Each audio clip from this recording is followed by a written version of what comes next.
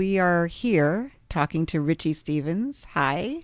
Hey, Laura. Thanks for having me. Of course. Welcome to the show. We're so happy you're here. In person. In person, yeah.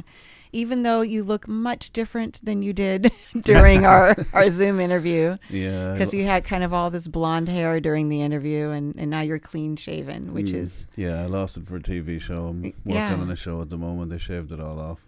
It's You're still very handsome. Thank you. Very handsome. Yeah, you guys could check it out on YouTube, by the way. Yes, please do. So I'm going to ask you to start by picking a number between 1 and 3. 3. Oh. So what's the biggest lie you once believed was true? Biggest lie? Mm-hmm.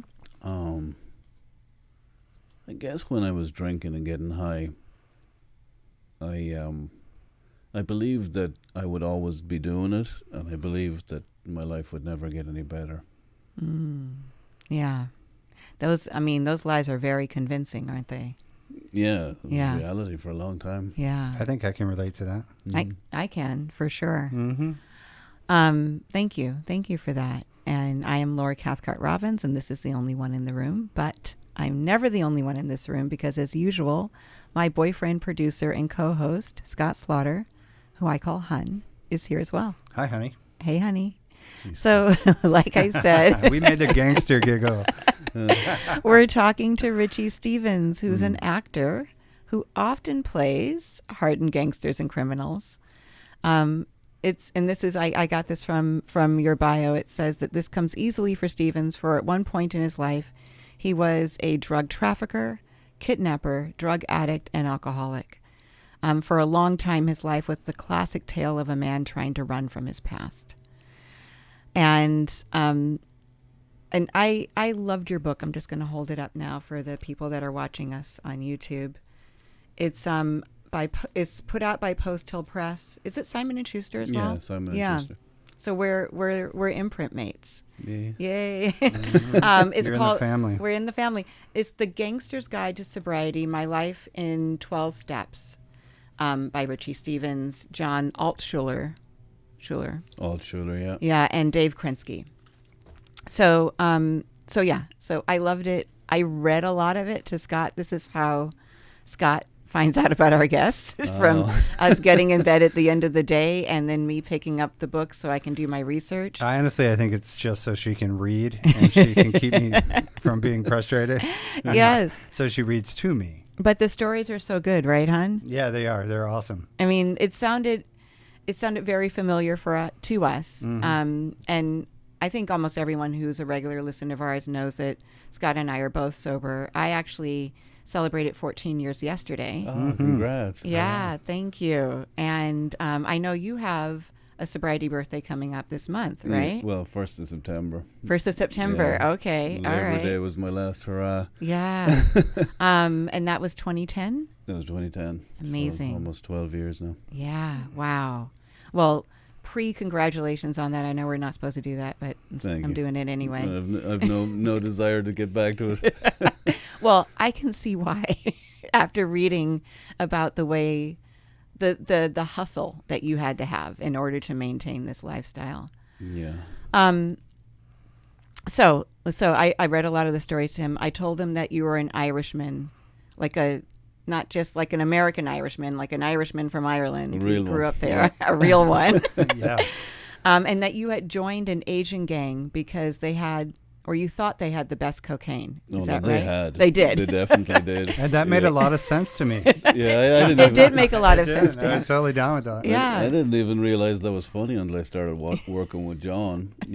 My partners on the book are John Altschuler and Dave Krinsky. Yeah. And they did Silicon Valley and Yes. they were Yeah, I love that showrunners show, and by the way. King of the Hill too. Yeah, and I didn't even realize it was funny until John brought it up. He said, "You were in an Asian gang?" Yeah.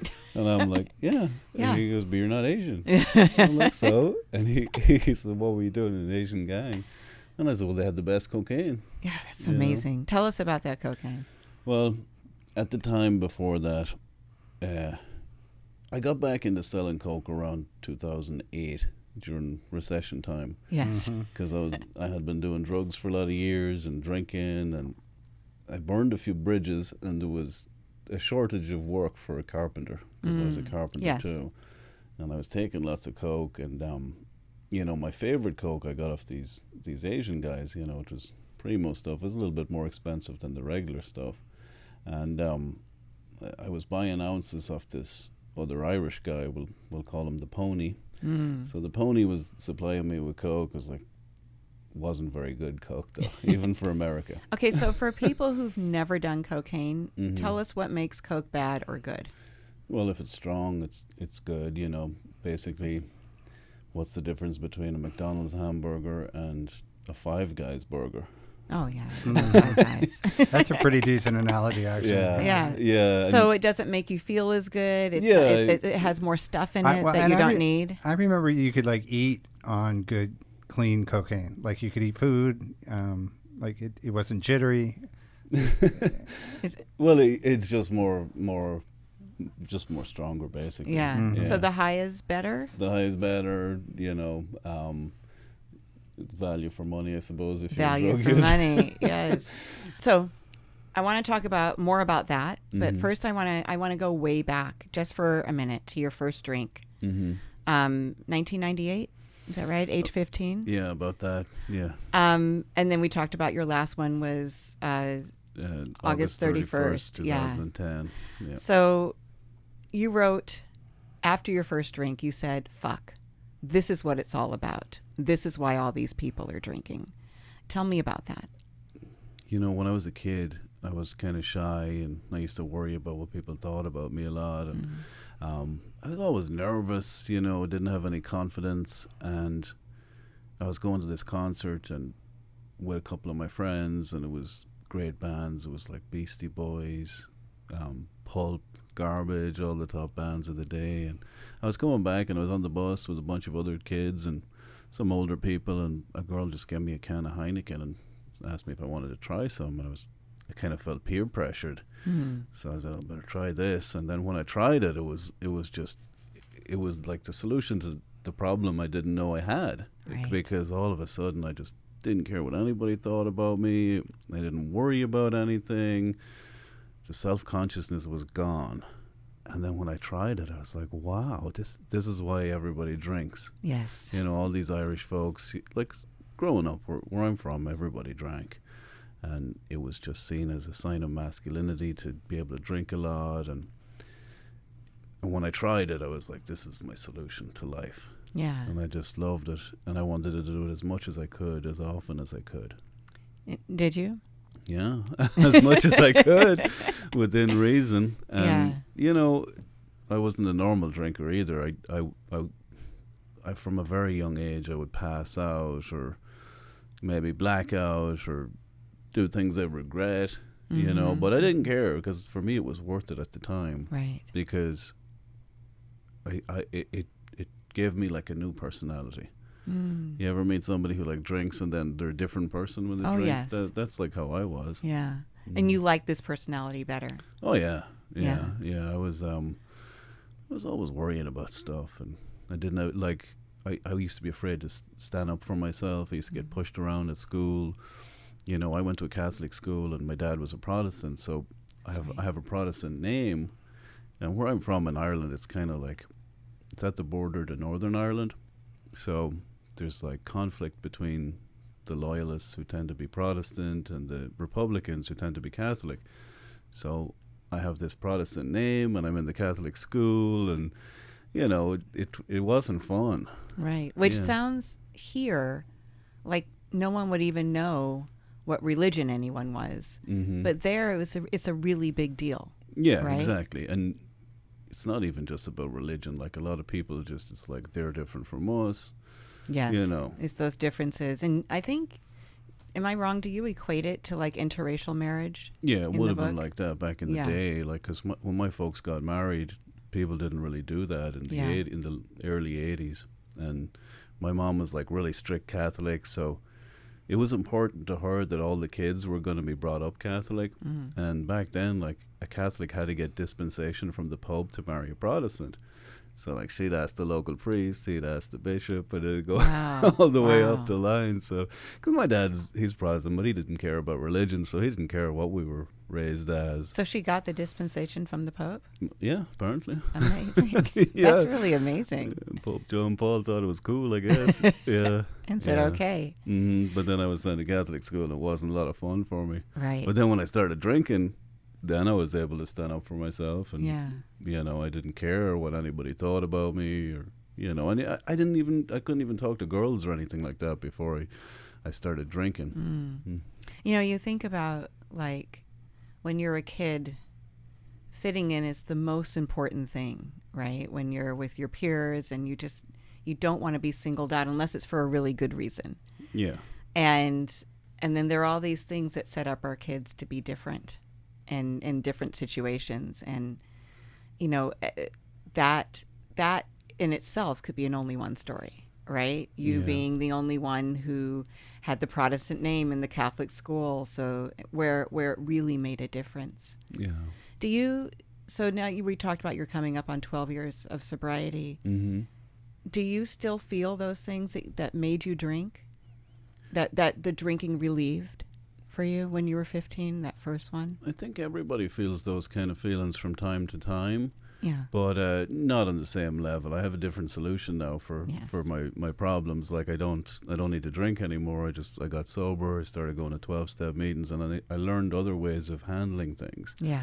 Yeah. So no, I feel pretty good most of the time. Isn't that interesting? Yeah. That a solution, not a substance, not something really from outside yourself, was able to kind of even you out in a way that the drink did back Exactly. Yeah. And I didn't, as I said before, like when you asked me what was the biggest lie I believed, I didn't believe that was possible. then. Yeah. I really thought I need to drink. That's it. And even before I stopped, it had stopped being fun anymore a few years before that. And it was just a compulsion, but I had to do it. And I figured my life is always going to be shit. Yeah. And that's how things are going to be. Yeah. You wrote about some really gnarly stuff in here, but I was literally laughing out loud at some of it. It's like it feels like comedy to me, and I know that this is being adapted, right? For TV. It's going to be a TV series. Is it going to be kind of a comedy or no? Well, it's going to be a dark comedy. It's Dark comedy. Yeah. It's a drama, but if you had a dark sense of humor, you would like it. Yeah. Well, I do. Yeah, I Yeah, do, we both obviously, do. too. Yeah. Well, congratulations on that. That's amazing. Thank you. So for us in program, a first step is really kind of a study, right, of the admission of your problem, the story Yeah. of how we got to where we finally admitted that we have an issue or we have a problem that we can't surmount by ourselves. And like I said, yours is epic. And it starts in Ireland, then you're in San Francisco. Australia was just straight comedy to me. Like, I laughed so hard during Australia. In San Francisco, you were married. Mm-hmm. You had a girlfriend. Mm-hmm. You were a drug dealer, Mm-hmm. a gangster, a carpenter, Yeah. an addict, and an alcoholic. Yeah.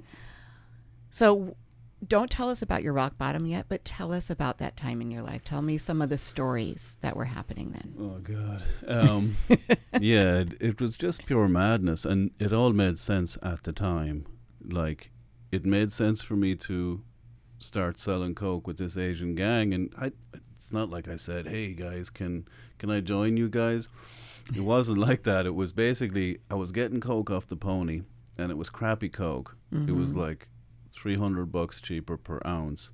And I noticed I didn't like to take that coke myself. I would buy the good stuff from the Asian fellas, and then I'd be trying to sell this crappy coke, and it wasn't selling that well. And I one day I got the brainwave, maybe I could get my coke off the Asians, and then it wouldn't be so hard to sell, because seeing as I'm doing it myself. So the main guy, we'll call him Ronald, I was with him one day getting my stuff, and I said, hey, what do you think the chances are of you selling me in bulk? Because I'm selling it, and you guys have the best stuff. And he said, we'll sell it to you on one condition. And at this point, I knew them for a couple of years, so they knew I was okay. And but they were very businesslike. you know, sometimes as soon as I would meet them, I would say, "Hey, do you want to do something?" They're like, "No, we don't do that." You know, right. they were like professionals, like, and but they knew I did, Yeah. and they said, "We'll do it on one condition." And I said, "What's that?" And they said, "Well, if you start selling for us, you're not allowed to sell for anybody else." And I'm like, "Why?" And he said, "Because we have really good stuff, and if you're selling our stuff, and then you start selling crap, it'll ruin our reputation." And I said, "Okay." And he said, "But if you ever squeal on us, if you ever snitch, we'll kill your whole family." You know. And he said, "If you're ever arrested, just keep your mouth shut, and a lawyer will be provided for you." And I was like, "Okay, I've never snitched on anyone before, and I definitely wouldn't snitch on you guys, so fair enough." And then he said, "But then you're with us, and if anybody messes with you, we'll be up there with machine guns." Damn. So I was like, "Oh wow, I guess I'm in this gang now." Right. You know. So that's how I started off with them, and you know, my theory was correct. The good coke will sell a lot quicker than the bad coke. You know, but the problem was when I had it there all the time, it was like so tempting to just do it all the time. Like I was probably one of my own best customers. Yeah. You described that really well. Yeah, that's how it was. It's always going down.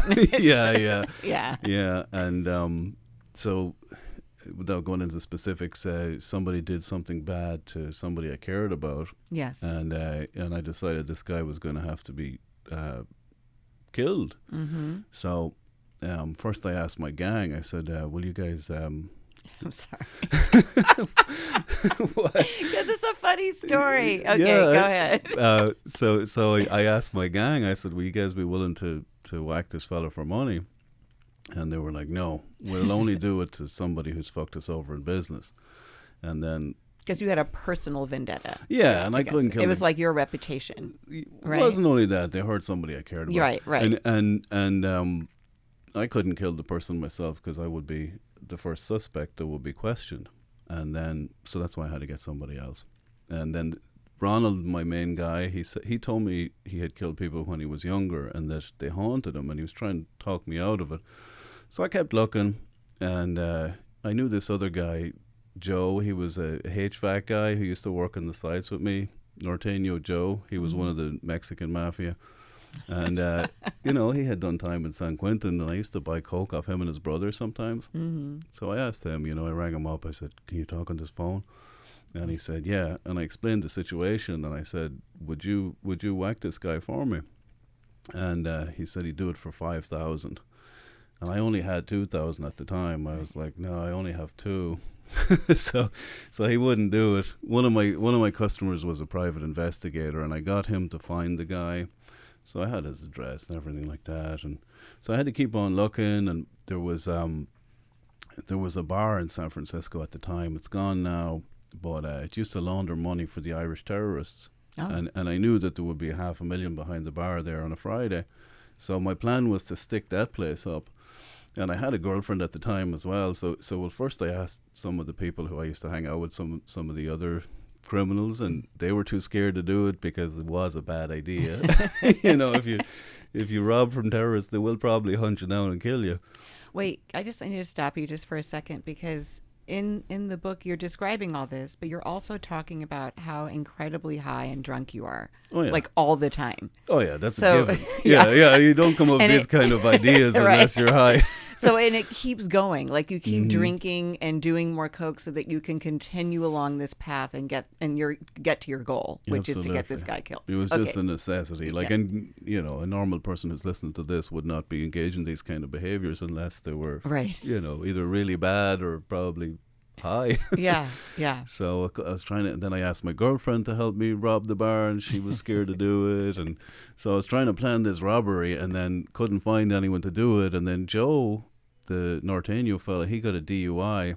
So he rang me. He really needed money badly because he was caught drinking and driving. And then he said he'd do it for 2, but I had to get him the gun because he didn't want to spend his own money on the gun. And you can't use your own gun if you're going to kill somebody, because people can do ballistics on it and they'll know it was you who killed the person if it's a legal gun. So I asked another friend of mine, Silva, and he said he could get me a gun. And I was awake for like 3 days doing Right. loads of coke, drinking. So I drove over to the mission in San Francisco to get this gun. But when I got there and he saw me, he saw that I was a mess and that he's like, this guy's not in his right mind. I can't give this fella a gun. So I don't really remember a lot of the conversation, but either way, I left without the gun. I think he told me he couldn't get one. Right. So I'm like driving back home. I'm half awake. I've been up for days, loads of coke. I had more coke in the glove compartment. I used to always keep the coke in my car because I had young kids at the time. I didn't want to leave it in the house in case the kids would find it. So I had the coke in the car, and I had a gun of my own, but it was a legal one, and it was always under the seat. So he couldn't use that for the murder because, as I said, you need an untraceable gun. Right. So I'm driving back to my apartment and cruising up Fulton in San Francisco, and then the cops started following me like a squad car, and they followed me for like 20 blocks, and I'm super high, super exhausted, nervous, sweaty. And then the lights come on, the siren, and I was like, "Oh my God!" I thought they were going to get me. Yes. And they followed me, and then the cop car just turned around and drove back the opposite direction. They must have got a call on the radio, and I nearly had a heart attack. I just pulled over, smoked 5 cigarettes. My heart was coming through my chest, and that was like the moment where I realized I was suicidal too around that time, and that was just the moment I realized I don't want to go to jail for killing this fool, Yeah. And that was like the craziness just before I got sober. That's amazing. I mean, it's the way that it's written is page turning.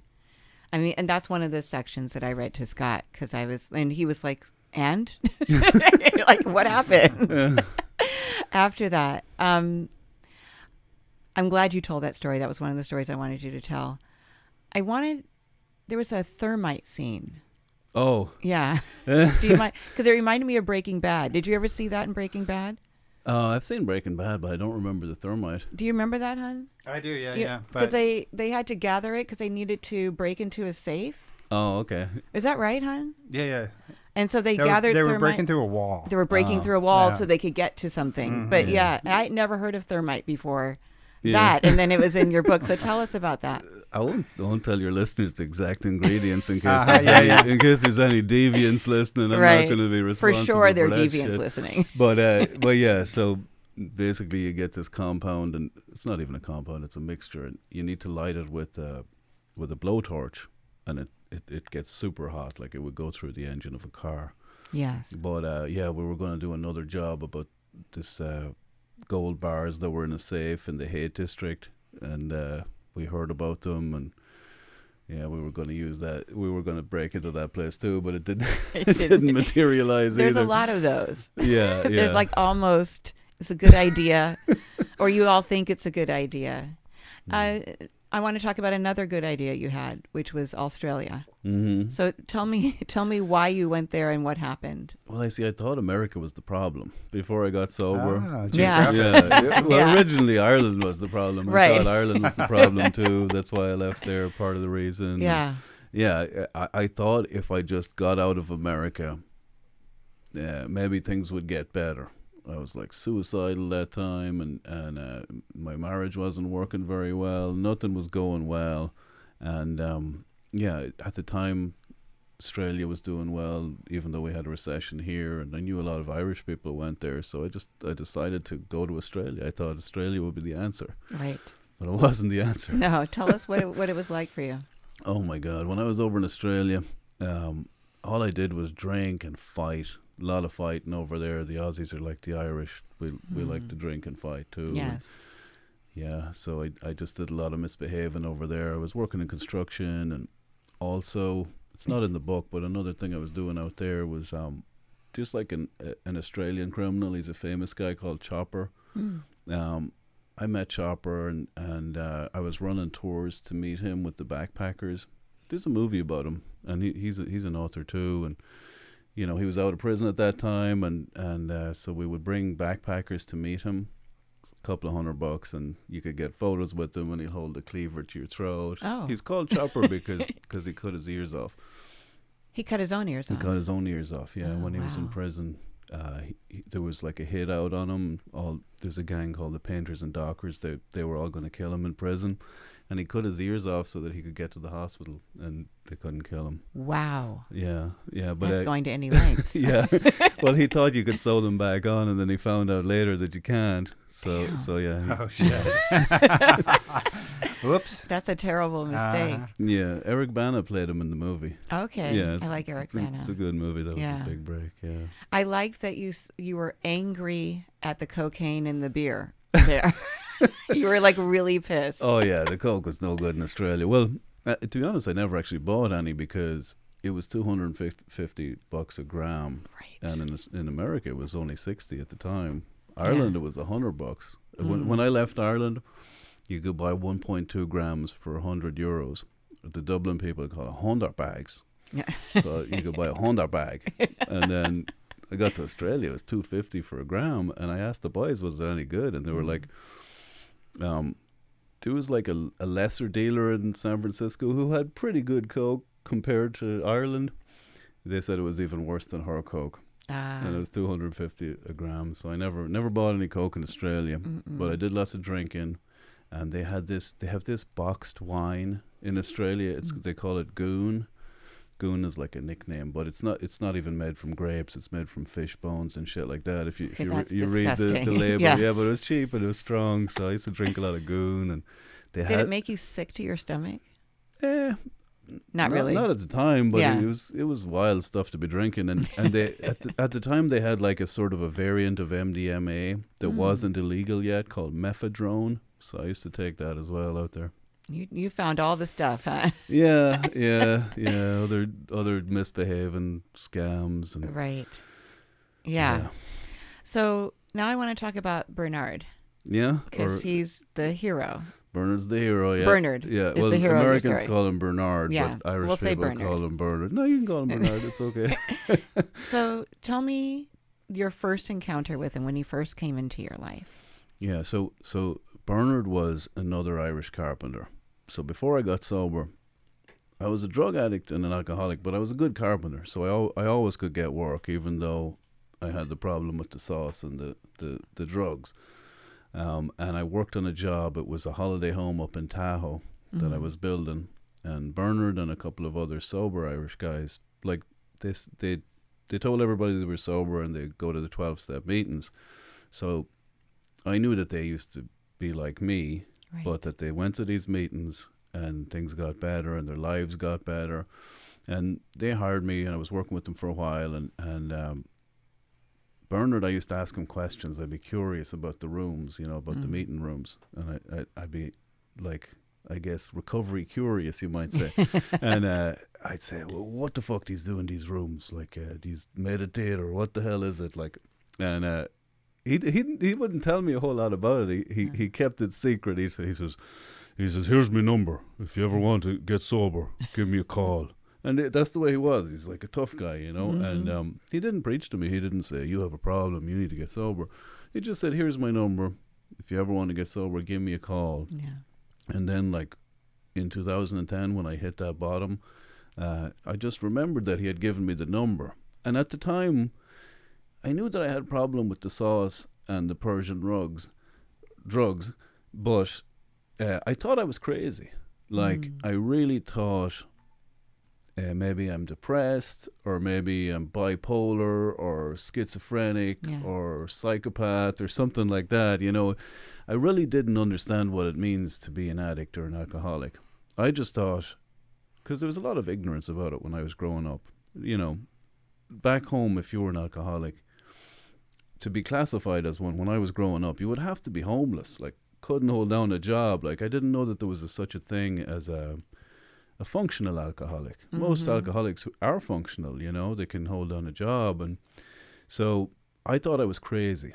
And I knew that I had this problem in the background with drugs and alcohol, but I thought around that time when I was suicidal and I wanted to get sober, I thought maybe if I go to these meetings and if I stop drinking, maybe my life will get better. Yeah. I didn't realize that that's all I needed to do. Right. Because like when I came back from Australia, came back to America and decided to give it another shot with the wifey, part of the deal, me getting back into the house, she wanted me to go and see a shrink, because behavior wasn't normal, Right. Right. Like, she didn't know half the stuff I was up to. Like, she knew I had a gun, and she knew I was up to no good, but I told her I was a loan shark. Because, That's a good that's cover. what I thought of Yeah. at the time, like, because she really didn't want me doing drugs, like, because my ex-wife was, she wouldn't be into that stuff at all, like, and so I told her I was a loan shark, but she seen that I was kind of crazy, but she sent me to this shrink. That was part of the deal about getting him back into the house. So I went to see this woman. She was very nice in San Francisco, and when you go to see a therapist, you fill out this paperwork when you come in, your age, height, all that kind of shit. And there's part of it where you fill out your drinking and your drug use. Yes. And I didn't want to seem like too much of a pig. So like, I wrote down on the paperwork, on an average night out, I would drink 5 or 6 pints of Guinness and maybe half a gram of Coke, like, because I thought that was like a gentlemanly amount, like, but in reality I was probably drinking 9 or 10 pints Right. and maybe an 8-ball. Yeah. But I didn't want to seem like too much of a pig, so Sure. I put down 5 or 6 pints, half a gram of Coke, and gave her the paperwork, and we started talking when I went in to see this woman. And she was like, I think you're just an alcoholic, maybe you should go to 12-step meetings.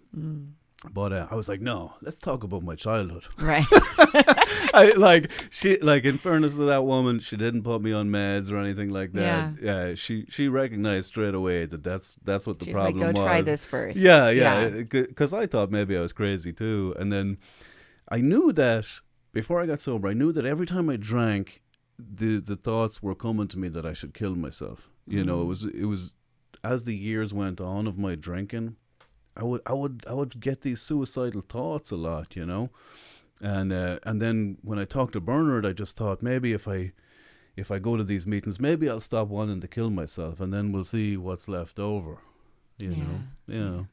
Well, and then it feels like a divine intervention, right? Can you tell us about that? You know what I'm talking about? Well, absolutely, because if I hadn't have met Bernard, and if I hadn't have gone to these meetings, I would be either dead or in jail by now, Yeah. And it's so many things that could be accidents, but it's amazing. Well, because, I mean, you mentioned that you were suicidal, but you were literally in a car with a gun, and you were about to kill yourself. Yeah, like I think I've had maybe 4 or 5 suicidal attempts. Yeah. I don't think I mentioned them all in the book, but down through the years. Yeah, my first one, I think I was only 18 or 19, and each time somebody stepped in and stopped me. Yeah. The very first time I took like 30 ecstasy, drank a couple of bottles of JD, and I had 100 ecstasy. I was going to take all 100,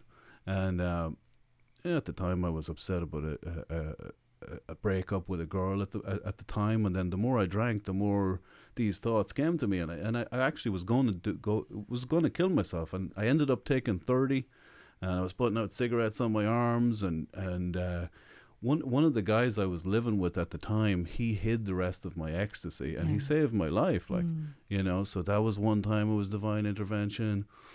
Another time I was going to kill myself. I was working on a construction job and at a fortune teller's place, and it was like a crappy side job for the weekend, and I had been on a really long binge, and I was thinking about killing myself while I was working. I was like making this wall, like a dividing wall in the office, and I'm like nailing my studs and cutting my 2x4s, and I'm thinking I'm going to go for the bridge when we're done. Like I was going to go to the Golden Gate and jump off it.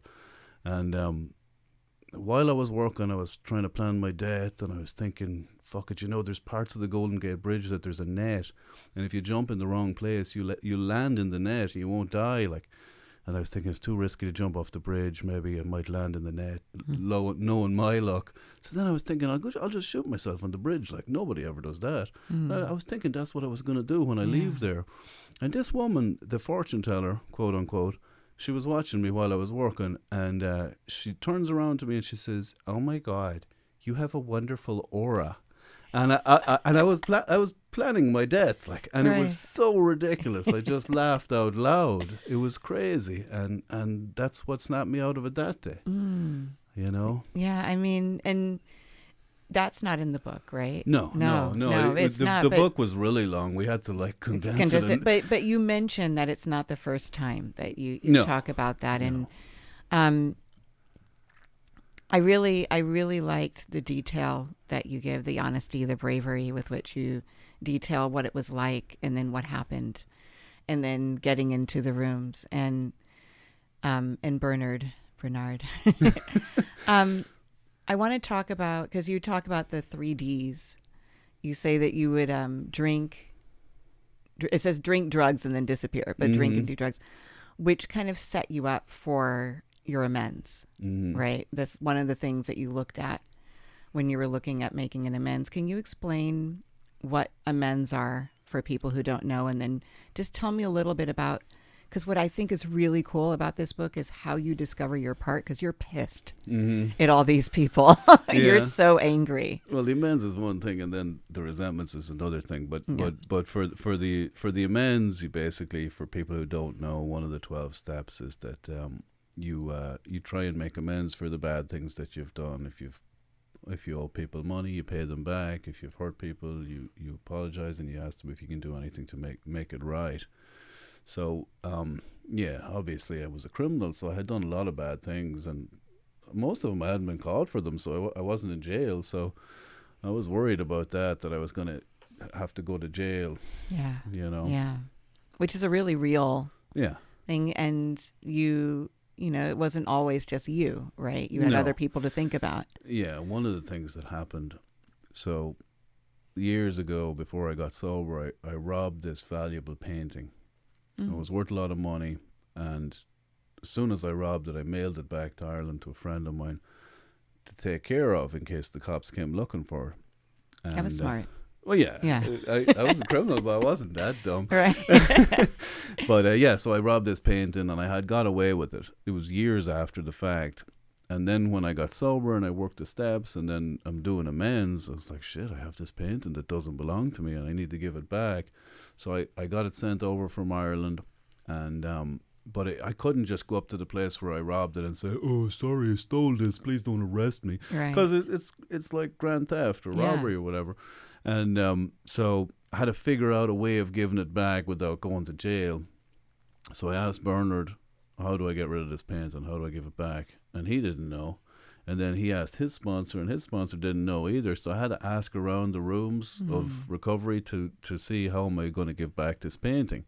And one of the guys I asked, he's a friend of mine. He's an old IRA terrorist, and he's a good guy. He doesn't do that anymore. But yeah. So I asked him, and he came up with this like plan where we take the painting, wrap it up, we leave it at an undisclosed location, and then we go to a payphone and we call the place where it was stolen from, and we said, you have to go and pick this up here. So that was one of the plans, and then we were worried that somebody else could find it or it could get damaged, so then we didn't go ahead with that one.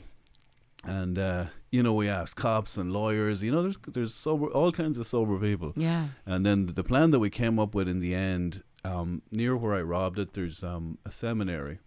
So I put it into my truck and I drove down there, and I asked to speak to a priest, and I told him I had to make a confession, and this priest came out and I said, look, I stole this painting, it doesn't belong to me, and I want to stay sober, so I need to give it back, but I don't want to go to jail.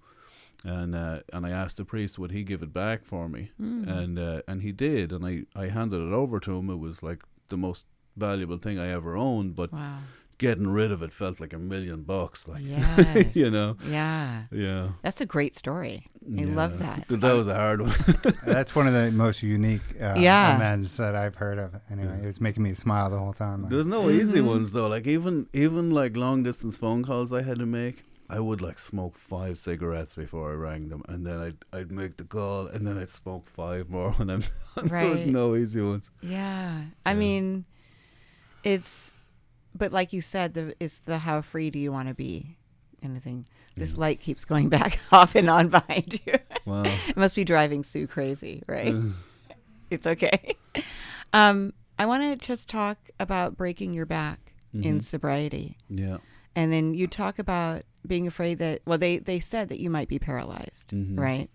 Thanks, honey. And they said you might be paralyzed and that you were scared of the narcotics, right? You didn't, because you understood that a lot of people get led back. And then there's a really great scene where you meet a priest who has more stuff going on. Is that right? Is he a priest? Yeah. So will you tell us about that? Okay, yeah. So after I got sober, stopped being a criminal, tried to be a good guy.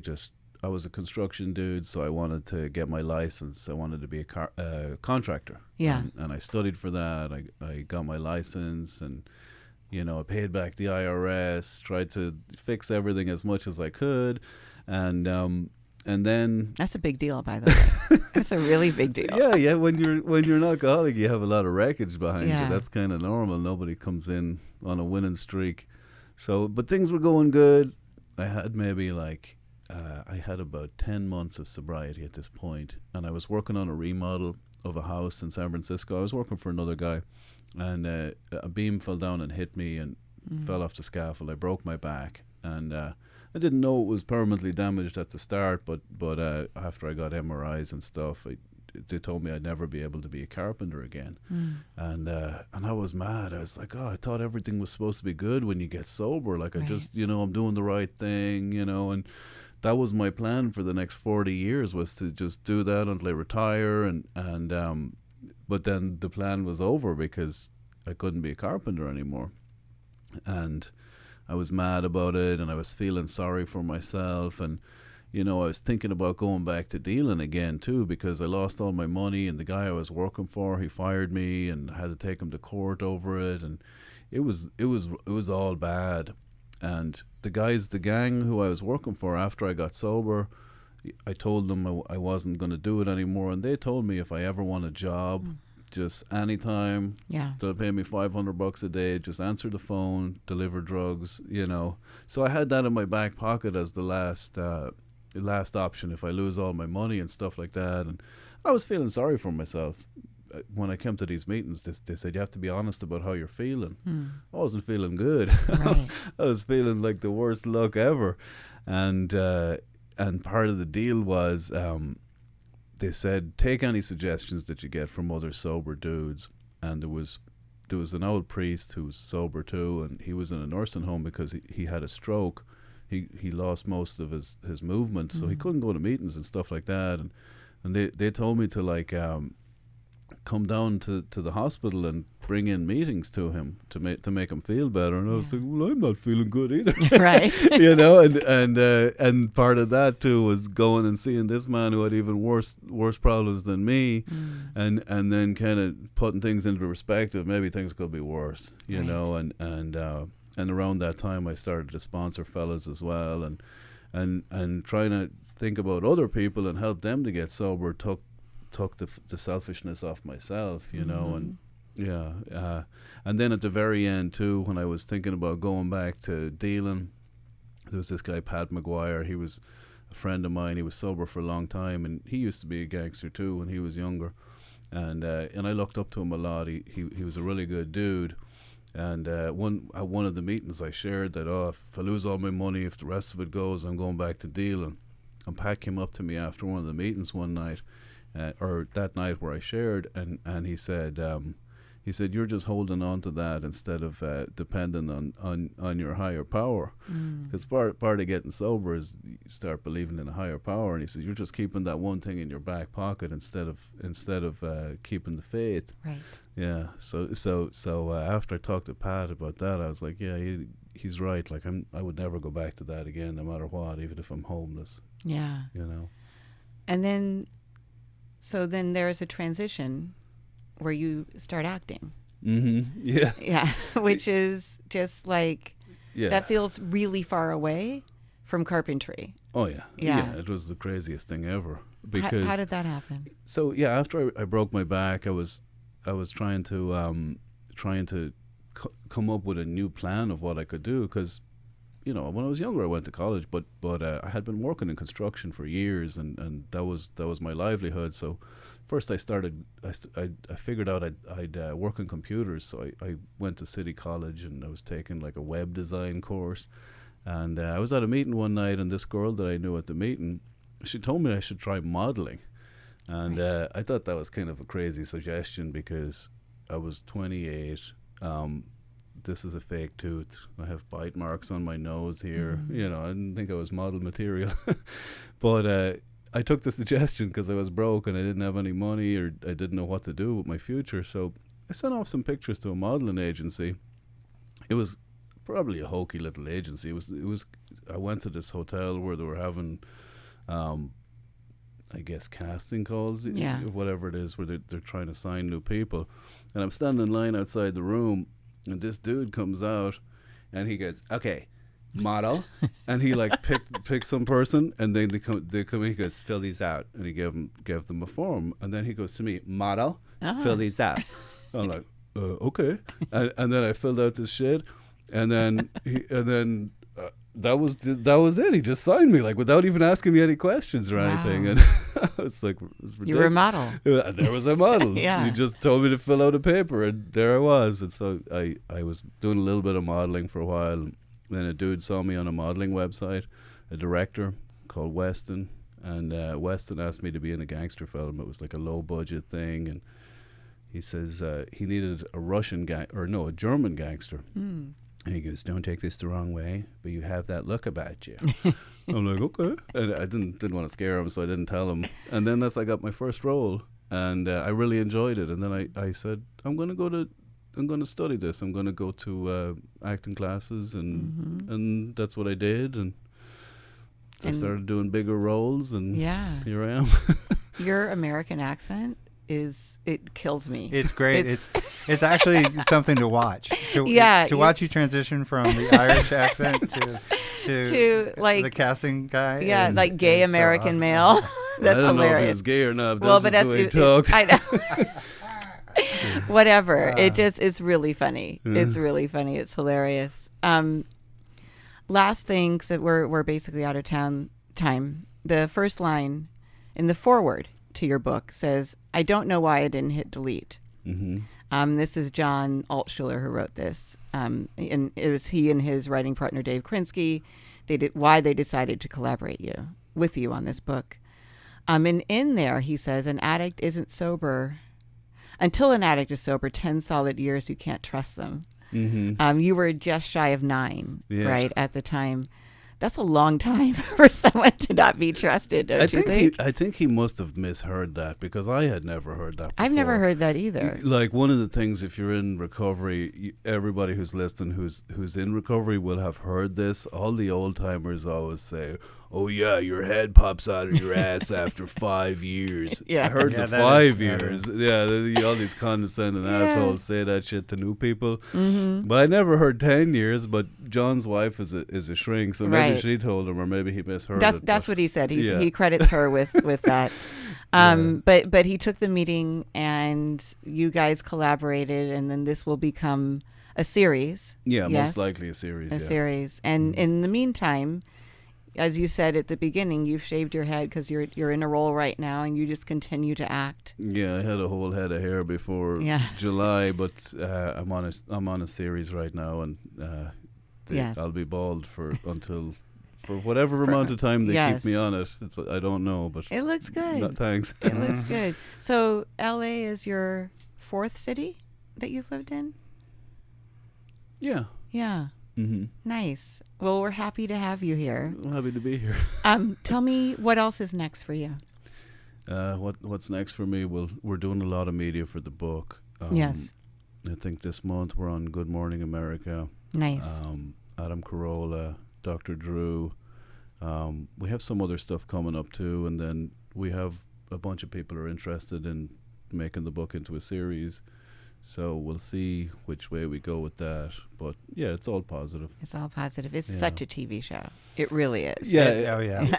This is actually the short version. Like, my original document was over twice the length of that. Yeah. So we have an awful lot of material, and if we made it into a movie, it would only be tiny No, it's got to be a series, I think. Yeah, I think so. That's my point of view. Where can people find you? You guys can find me on Instagram, Richie Actor. I have a website, Richie Actor, RichieStephens.com with a PH. Okay. You can see my stuff on IMDb. And if you want the book, you can get it on Audible if you want to hear me saying the story, or you can get it on Amazon, Simon & Schuster, Barnes & Noble, Walmart, all those kind of places.